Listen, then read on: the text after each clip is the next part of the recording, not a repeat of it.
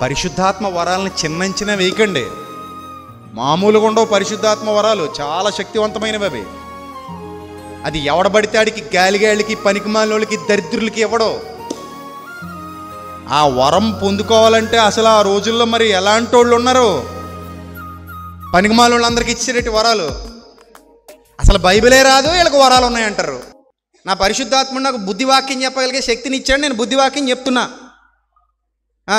జ్ఞానవాక్యం చెప్పగలిగే శక్తిని ఇచ్చాడు, నా దగ్గర మీకు కనబడుతుంది. ఎంతటి లోతైన జ్ఞానాన్నైనా నేను బోధించగలిగే సామర్థ్యం నాకు పరిశుద్ధాత్ముడు ఇచ్చాడు. నేను పరిశుద్ధాత్ముడిని నమ్ముతున్నాను బలంగా.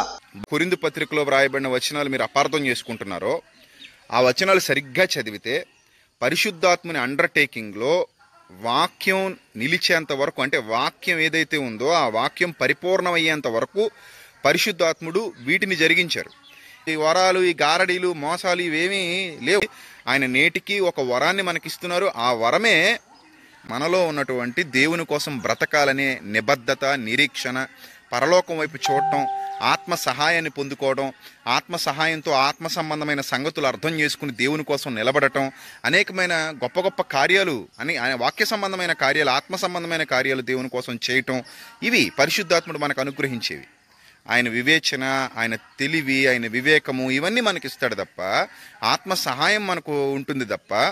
అంతేగాని ఇంకే వరాలు, ఈ గారడీలు, మోసాలు ఇవేమీ లేవు.